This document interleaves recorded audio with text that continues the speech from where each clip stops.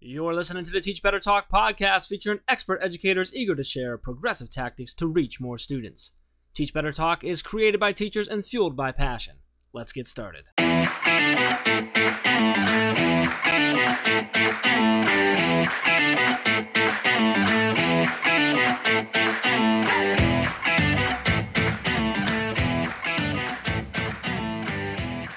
Hey everyone, welcome to episode 219 of Teach Better Talk.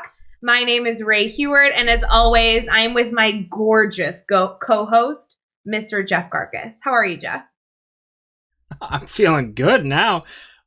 Although, I never like to point out anyone else's stumble on a word as I stumble on a word. But I feel like you stumbled because it was so hard for you to say the gorgeous one that you're I don't know what to say now. I wanted to emphasize gorgeous. Come on. You guys know you can say gorgeous. You can be like gushing gorgeous because gorgeous, I was describing you how I feel like our guest would be described because I think she's so fabulous and so gorgeous. So I just used the description word I would have used for her for you to kick off the episode.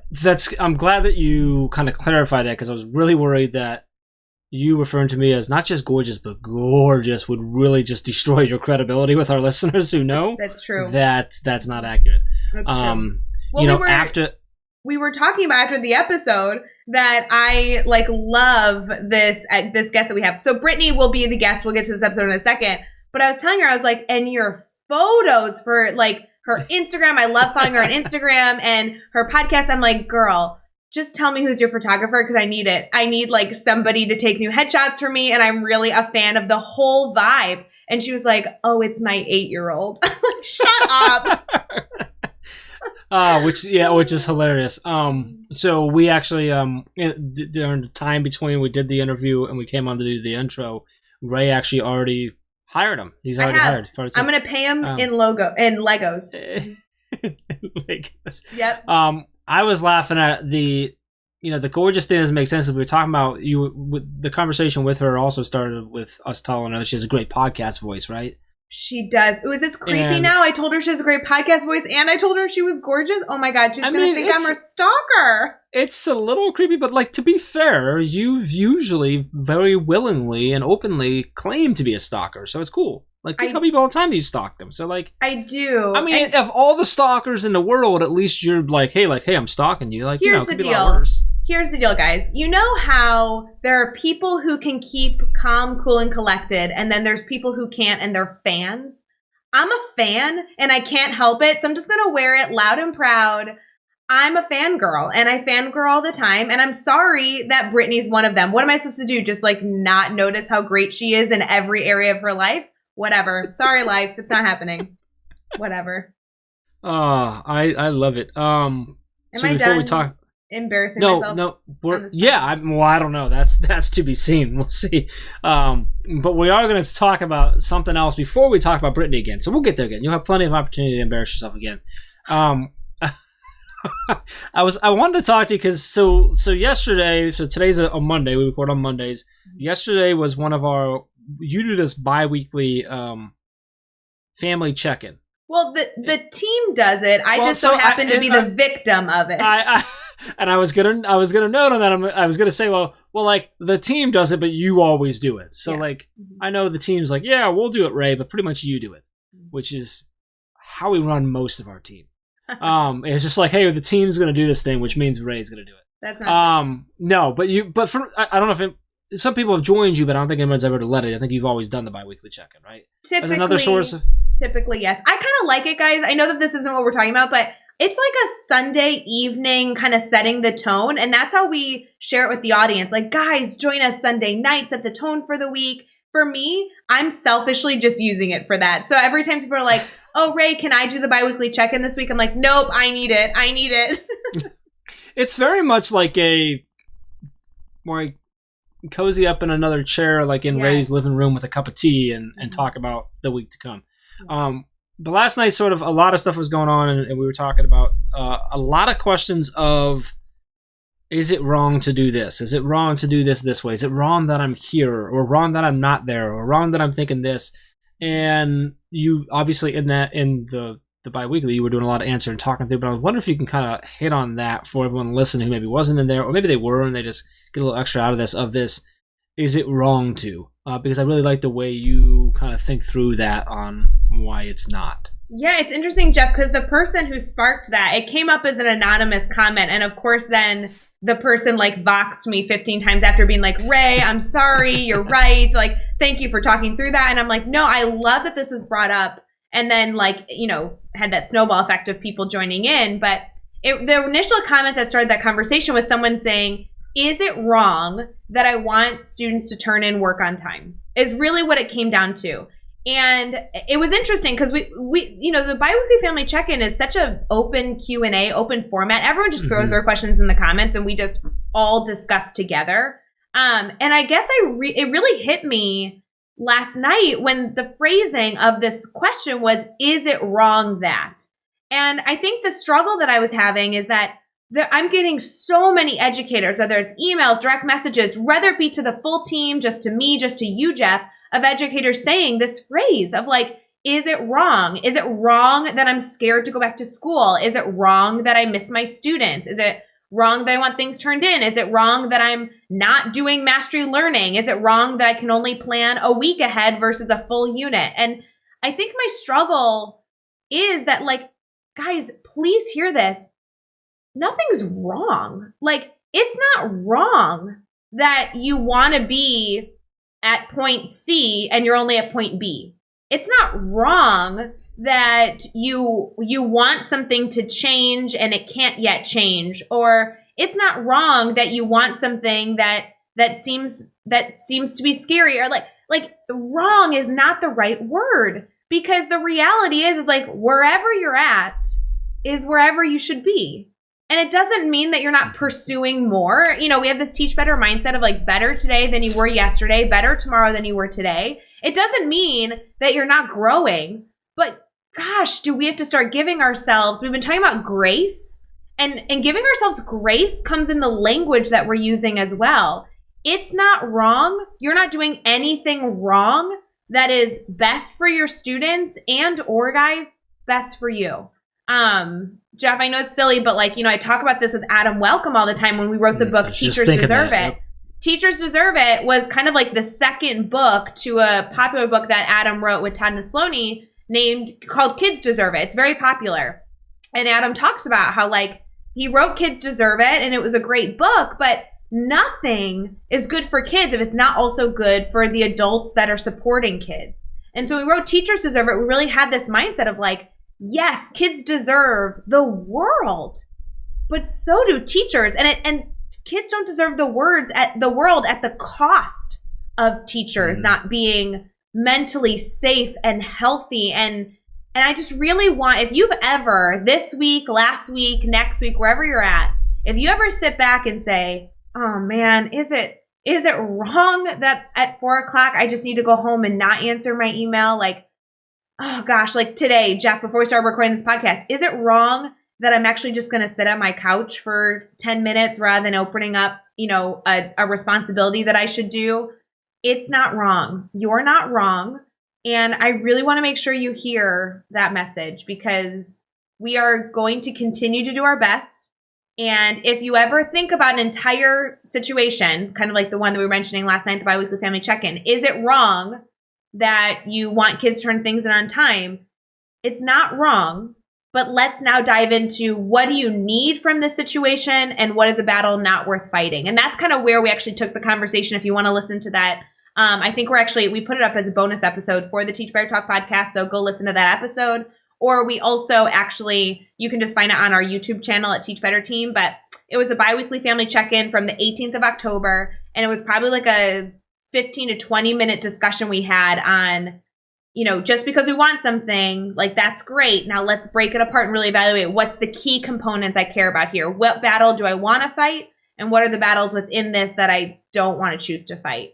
And so it just was a really interesting conversation. But anyway, Jeff, sorry, I'm totally ranting, but it's not wrong, people. Follow-up question. Uh-oh. Is it wrong that I want to get you on another like 30-minute rant? Yes, because we have an entire episode to get to. And trust me, guys, Brittany's better. So let's talk about Brittany. Brittany Rincon is.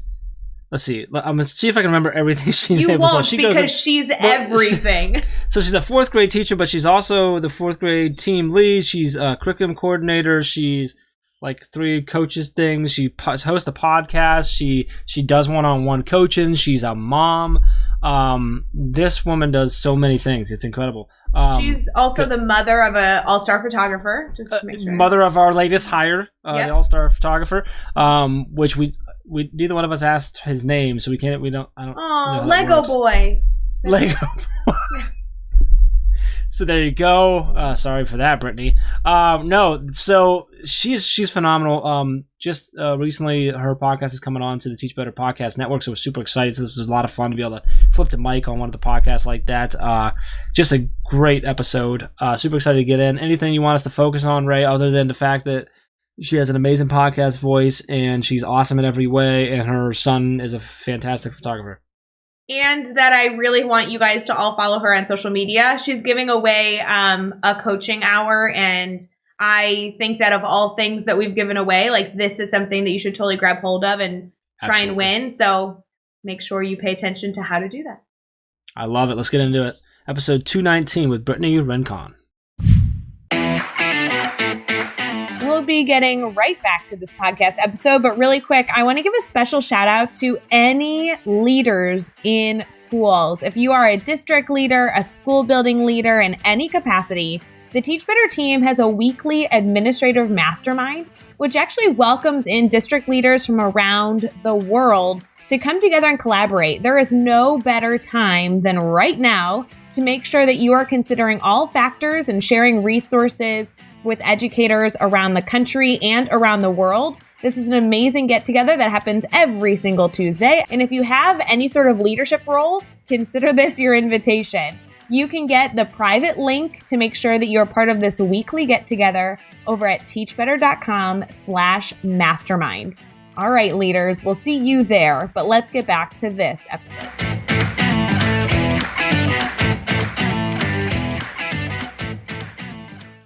All right, we're here and we're chatting with Brittany Rincon. And Brittany, awesome to have you on the podcast. Super excited to have you on here.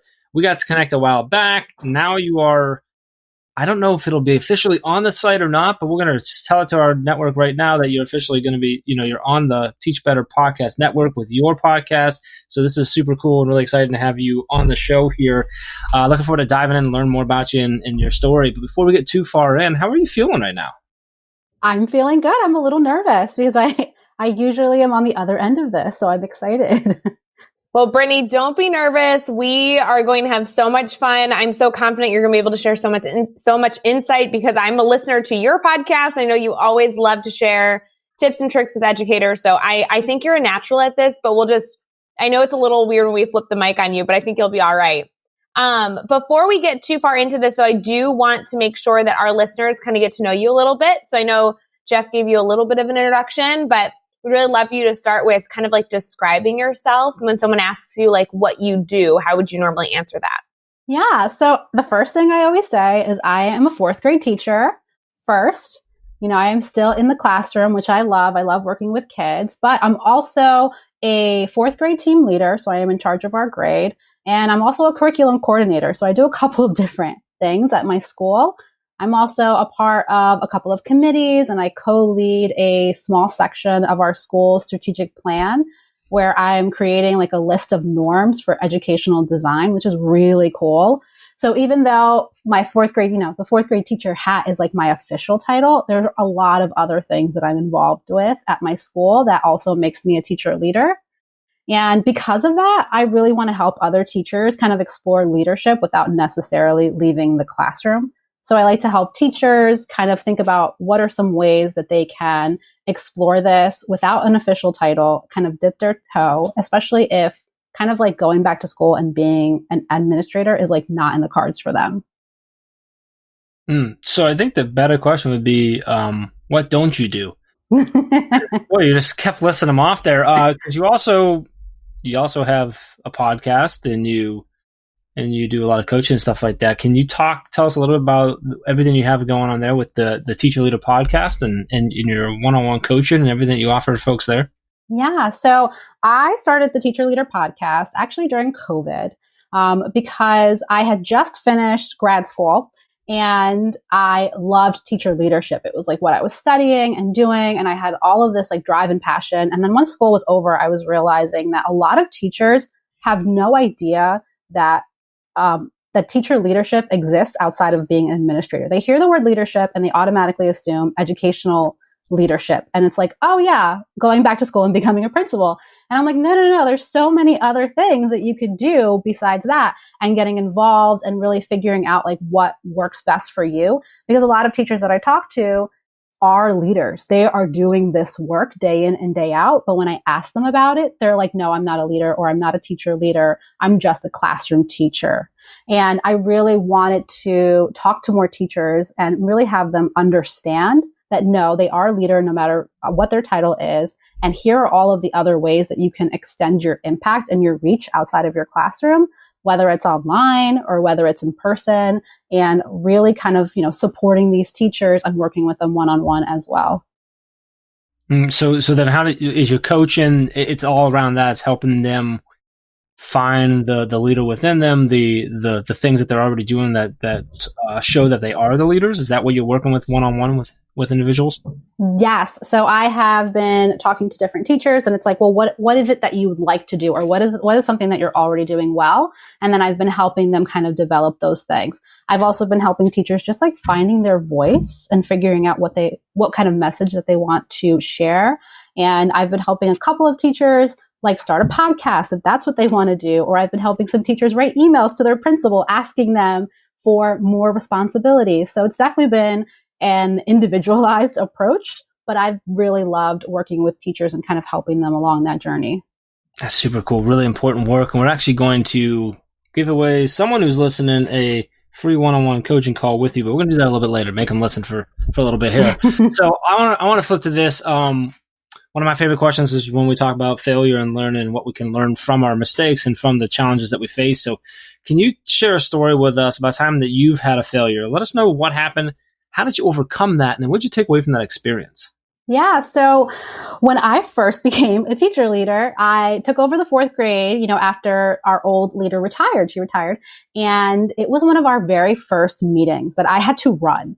And I was so like calm and cool, thinking, oh, I know all of the people on my team. We've been working together for years. This is going to be totally easy. We're friends. We hang out, no sweat. So I go into the meeting totally unprepared, thinking that it's just going to, I'm going to let them know, here are the things we have to do. It's going to be fine. It was not fine. The conversation just like went to the side. We didn't hit any of the points that we needed to hit.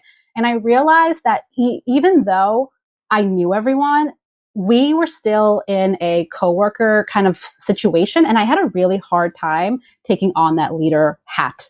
It was really challenging. And I was struggling to kind of figure out, how am I still their coworker, but also slightly their boss in certain situations? And again, not in every situation, but when we were having these meetings, like, how do I do that? So I learned a lot from that experience, and it definitely forced me to develop my leadership skills. And again, these are skills that no one really teaches you. No one's teaching you, here's how to be a teacher leader, and here are the ways to work with teachers. So that was something that I had to figure out on my own, and I was able to do more research, and I talked to people that I work with that were in similar positions. And, it has been way more successful since those first few meetings. Now I'm able to kind of steer the conversation a little bit better, and I'm learning what type of leader I am and like how to still make sure everyone's voice is heard, but also still getting through the agenda. So that was a fun failure for me. It sounds like it. Would you mind, could we pull out maybe one of those skills, those traits that you figured out that you needed to learn that no one ever taught you, and how you sort of worked on that with yourself? Yeah. So like one of the things that was really challenging was making sure, like I said a little earlier though, but making sure I heard from every single person and making sure that they felt heard, but also kind of like squashing if we weren't all on the same page. So like being able to make sure everybody felt respected, heard, their opinion listened to. But at the end of the day, when we left this meeting and we made a decision, that we were all on the same page, even if it wasn't something that you agreed with. And that was a skill that definitely took a long time. I'm still working on it, to be very honest. But it was something that I realized when I first really took on some more leadership at my school. Love that. So let's flip it now. Let's talk about a successful moment you had. And this can be something big or something small, but tell us what happened. Why was it a success for you? And then what did you take away from that experience? Yeah. So one of the successes that I've had, more recently, it's kind of come to fruition, but I started working with one of the teachers that I work with one-on-one, and she had just entered grad school, and she's not in my department. She's in teach fourth grade. We are on like complete opposite ends of the building, and we don't actually really, work together often, but we started talking about grad school, and she wanted some help with her dissertation and like classes. And, that was the first time that I worked with a teacher one-on-one, and we would meet after school. And that really like sparked an interest for me. And when I realized that I loved coaching and I loved working with teachers, and I say it was more recent because she just graduated. So it was like a really big moment. It was like we both graduated. I was so happy for her, and we celebrated together. But I always tell her, like, you're the reason why I realized that this was something that I wanted to do, and where my passion kind of like first sparked. Oh, it's so exciting. I love those moments. It gives you all the feels. You know what I mean? I definitely had them. There were like light bulbs and electric sparks going everywhere. I was like, this is it. Oh, I love it. You're clearly doing so many different things. I know you share a lot of this on your podcast, and just through the work you do, I can only imagine that you have so many stories.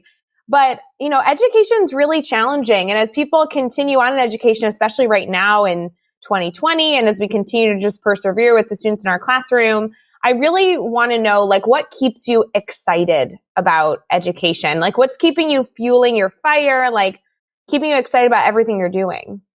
Well, there's definitely no dull moments going on right now. It is definitely chaotic, but it's very all hands on deck. And because of that, a lot of these walls that kind of surround our job descriptions and our positions are really coming down. And teachers are stepping up and finding solutions and helping one another. And I've never seen more collaboration in my school than I am seeing right now. Everyone is really, coming up to the plate and supporting one another, because we know that we're all in the same boat and we're all kind of struggling right now. And I think our community is just going to become even stronger after this. I'm starting to meet more teachers, on the online space than I was really before. And I'm really excited to see all the new leadership roles that come out of COVID and all of this that's happening right now. Because I think there's going to be a lot of roles for teachers that didn't exist prior to this. Ooh, interesting perspective. No, I think that's very cool. And obviously goes along with the work that you're sharing that you love. So I think that's really exciting. It makes sense. So with everything that you continue to do, right? I mean, with coaching and everything else, I'm sure it's going to be really tricky to find one piece of advice. But question 5 always asks our guests to share one piece of advice. And this might be a piece of advice you give to a new teacher, or, any educator living and breathing right now that wants to maybe be, continue to push themselves in their field and reach all their learners. What's the one piece of advice you want to share with them?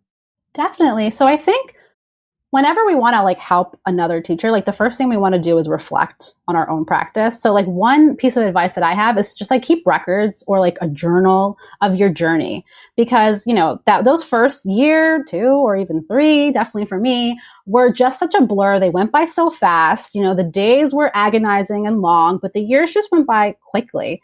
And I kind of almost don't even remember what it was like as a brand new teacher. So I like to tell teachers to keep a log of it and kind of jot down what were some of your successes, what were some of your struggles, because one day you're going to be a mentor for another teacher, and you're going to be so grateful that you documented your experience and you're able to kind of give them a little bit of a path during their first few years, because it's always just so quick. It goes by so fast, and you're like, what happened? And then you're like, year 2 is here. I got this. And then you're like, wait a minute, what did I do last year? And so it's always great to have those notes. That's some good advice there. So let's before we jump into the 6 questions really fast, let's go ahead and give away this free one-on-one coaching call with you. Can you give us like the 30-second, like what is that coaching call? Like what am I expecting when I get on the phone or video with you? What is going to happen? Yeah. So basically, if you are thinking about stepping into some type of leadership, maybe you're not sure of it, you're still in the classroom, you're like, what could be my next step? Administration might not be the next step for you, or it might, but you're not sure yet. And you want to see how you can get involved in your school, whether it's joining a committee or whether it's, starting some type of after school program or working with teachers one-on-one as a mentor. I would love to help you and guide you along that journey and give you a little bit of advice, push you along, encourage you, because that's really the number one thing that I do is I provide a lot of support and encouragement and talk about all of your options. All right. So if you want to win this free one-on-one call with Brittany, you're going to tweet out. Make sure you tweet at Teach Better Team and at Britt, Britt Rincon, and use that hashtag Teach Better. Let us know. I want to keep it a little easier. Just tell us what leadership means to you. How's that? Does that work, Brittany? I love that. Nice and simple. Get that, put that out. We're going to pick one randomly, someone who tweets that out, and you're going to connect with Brittany and rock and roll there. So I want to ask a question just out of pure curiosity for myself. We said at the beginning that you just recently joined the Teach Better podcast network. I'd love to know why that is. Like, what made you say, like, yeah, like, this makes sense? I mean, it's just because Josh is just such a, like, cool dude? Or is it because you're just trying to find another way to be connected to Ray? Or is it because I tricked you somehow? Well, you definitely had a big hand in it. My trickery. I get it. No, I actually really enjoyed the other podcasts that are also in the network. Like, I love your podcast, but I also love the combination of, like, leadership and all of these other ways because, I'm not really seeing a lot of podcasts that are really geared towards like my specific audience, like the teachers that I'm trying to talk to, because either teachers are not sure if they want to be a leader. So they're not really like necessarily looking for, what I'm trying to kind of my message and what I'm trying to share. So I really love that a lot of your podcasts were geared towards that. I love it. That's awesome. You can check that out at teachbetter.com/podcast. So let's do this. Let's do the next 6 questions. Your goal is to answer each one in 15 seconds or less. You ready to go? Yes, no pressure. I'm ready. No pressure at all. All right, so here we go. What is one EdTech tool you cannot live without? Jamboard. I'm all about it. I have it with my Apple, iPad, and my pencil, and it's my favorite thing right now. Give us a book you're reading right now. So I'm reading Dare to Lead by Brené Brown, which everyone always talks about, and I feel like I never get the references, so it is on my my shelf right now. You got a second one on there? Yes, The 4-Hour Work Week. Ooh, Tim Ferriss. Yes, I'm reading it right now. Again, I've heard a lot of great things, and it's like on my Audible right now. So when I'm in the car and I'm driving, it's like what I'm listening to. Does he do his own, or is it someone else reading that? I can't remember. I'm not sure. Because he's fun to listen to. So who do we need to follow on Twitter or Instagram today? Yes. So Dr. Angela Draper, she's amazing. She is the virtual principal. She was actually on my podcast, so I really enjoyed getting to know her, and she's phenomenal. She has great tips for principals. And then Gretchen Bridgers at Always a Lesson. She's phenomenal as well. She talks to a lot of teacher leaders, so we like kind of have a lot of the same ideas. And Vanessa Crowan at the Empowered Teaching Podcast. I love watching all of her like TikToks, and she posts them on Instagram. And they're just so entertaining for me. Give us a good YouTube channel, website, or podcast for educators to check out. Yeah, I recently stumbled upon the Everything Education podcast. So it's like two high school teachers, and they run that podcast. And it's great because it's really like well-rounded. They talk about like running a business as a teacher. And they also talk about how to handle things going on right now and like working with teachers. So I just feel like it's really well-rounded. They talk a lot about professional development. And I always find something new when I kind of peruse some of their older episodes as well. Give us a daily, weekly, or monthly routine every teacher should get into. Yeah. So one thing I love is actually, I'm not a morning person, so I do not do morning routines, but I love a great end of week wrap up. So every Friday, what I do is I kind of like wrap up my week. I stay a tiny bit later because I know I don't have to wake up early the next day. and I like tie up on my loose ends so that when I come in on Monday, it's like a fresh start and I don't have like a pile of stuff waiting for me. And that always makes me like sleep better on the weekend too. I love that. You don't have to worry about it. You're all set up, right? Yeah. Yes. Great. Finally, best piece of advice you've ever received. Okay, so this one's kind of funny, but when I was in grad school, my professor told me that B's get degrees, and I held on to that. And it really helped me like push through. And not only do B's get degrees, but so do C's. And at that point, I was a little less worried about my GPA, and I really just needed to finish. And it was like our mantra in my group. Like that's all we would kind of like text each other whenever we would when we were stressed out. We'd be like, don't worry, B's get degrees. You're going to make it. And it really helped me. Best piece of advice I've had in the last couple of years. I'm willing to bet that your principal, your superintendent and no one else on the board or anything like that can tell you what your grade point average was anyway. So exactly. It's spot on. I love that. I like it. B's get degrees is focusing on not only like reducing your anxiety, like you don't need to be perfect, but also allows you to not focus on the grade and just focus on learning the content, being successful. Like that I love that. That would be great to just cool your mind a little bit. Mm-hmm. I need it on a t-shirt. Like it got me through. Ugh, so good. Well, Brittany, I want to make sure that all of our listeners not only go subscribe and rate and review your podcast, because I just want to like say caveat. I feel like we don't talk about this enough, but for all of you listening, if you enjoy podcasts, choosing to subscribe and rate and review actually really helps that podcast gain other listeners. It like expands the reach. So go check out Brittany, go check out her podcast. And if you check out a few episodes and you like it, which we think you will, make sure you subscribe, rate, and review, because that will be really, really wonderful for all of her listeners and hopefully future listeners coming up. But then I also, Brittany, they have to connect with you. I really want them to follow you on Twitter and Instagram and everything else. So would you mind kind of sharing how people can stay connected? Yes. So one of the best places to find me is on Instagram. I am at Teacher Leader Coach, which I feel like totally fits what I have going on right now. And on Twitter, I am at Britt with 2 T's, Rincon, which is my name. And I also have a website, which I recently finished, so I'm super proud of it. And that's just my name, BrittanyRincon.com. So yeah, those are like the best places to find me. And you can find all the links and all the resources, everything we mentioned in this episode over at teachbetter.com, as well as those really important links for connecting with Brittany. So head over there to the show notes for all of that. Be sure to hit subscribe so you don't miss any upcoming episodes.